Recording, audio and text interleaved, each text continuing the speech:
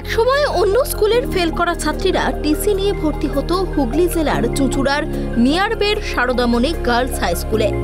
স্কুলের দিদিমণিদের দায়িত্ব ছিল তাদের ভালো করে পড়িয়ে মাধ্যমিকে পাশ করানো, আর সেই কাজ সাফল্যের সঙ্গেই করেছিলেন স্কুলের শিক্ষিকারা। সেই স্কুল থেকেই পড়াশোনা করে ডাক্তারি পড়ার সুযোগ পেয়েছে অদিতি গাইন।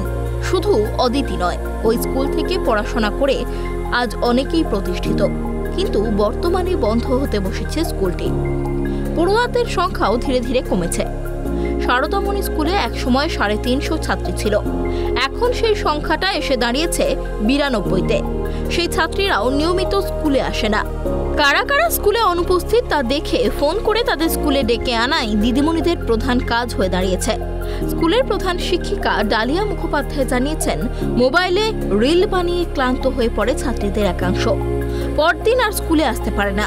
অভিভাবকদের বুঝিয়ে বলার পরেও কোনো কাজ হয়নি বলেই দাবি শিক্ষিকাদের।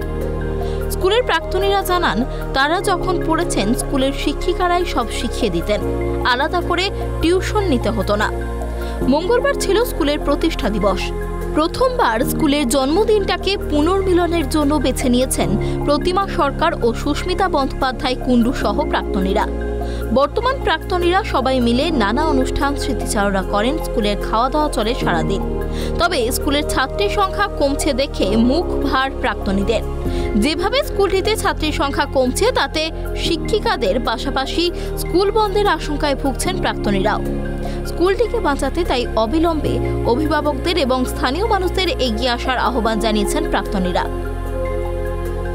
পাশ ফেল প্রথা ছিল তখন ওই যারা ফেল করতো তারা আমাদের স্কুলে আসতো। আমাদের কাজ ছিল তাদেরকে কিভাবে আমরা মাধ্যমিক পাশ করাবো, এবং সেইভাবেই আমরা আমাদের মেয়েদের, এই ফেল করা মেয়েদের স্বাভাবিকভাবেই মাধ্যমিক পাশ করানোর চেষ্টা করতাম। আর কিছু যে ভালো মেয়ে আসেনি তা নয়, এসেছে যাদের খুব প্রবলেম, অসুবিধা নানা রকমের, সেই সমস্ত মেয়েরা আমাদের স্কুলে এসেছে। ভালো মেয়েরাও এসেছে। সেই ভালো মেয়েরা খুবই গরিব, হয়তো তাদেরকে সমস্ত রকম সাহায্য করে আমরা বড় করবার চেষ্টা করেছি। আমাদের দিক থেকে কোনো ত্রুটি ছিল না, নেইও। কিন্তু আমার মনে হয় আমার স্কুলে যে আসছে না তার এক কারণ হচ্ছে আমি তো প্রতিযোগিতাই দিতে পারি না তাদের। একটা দুটো হয়তো ভালো মেয়ে, তাদের মধ্যে কেউ আসছে কেউ আসছে না।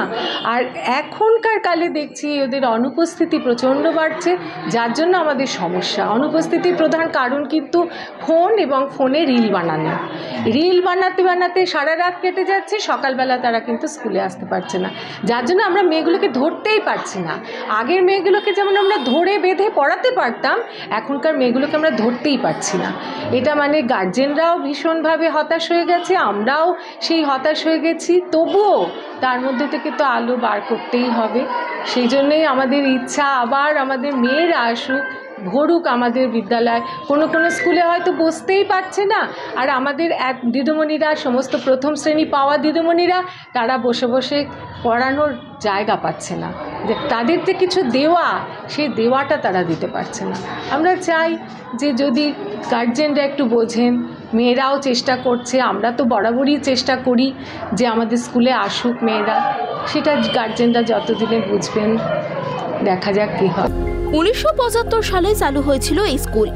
1986 সালে মাধ্যমিক স্কুলের অনুমোদন পায়।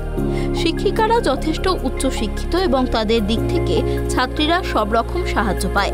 তারপরেও কেন স্কুলে ছাত্রীর সংখ্যা কমছে তা বুঝে উঠতে পারছেন না কেউই। অথচ শহরের অন্য স্কুলে ছাত্রীর সংখ্যা উপচে পড়ে। তবে শিক্ষিকাদের পাশাপাশি প্রাক্তনীরাও স্কুল বাঁচানোর অঙ্গীকার করেছেন। এখন দেখার এই স্কুলের সমস্যার সমাধান কিভাবে হয় এবং কবে হয়। হুগলি থেকে সোমনাথ ঘোষের রিপোর্ট, ট্রাইব টিভি।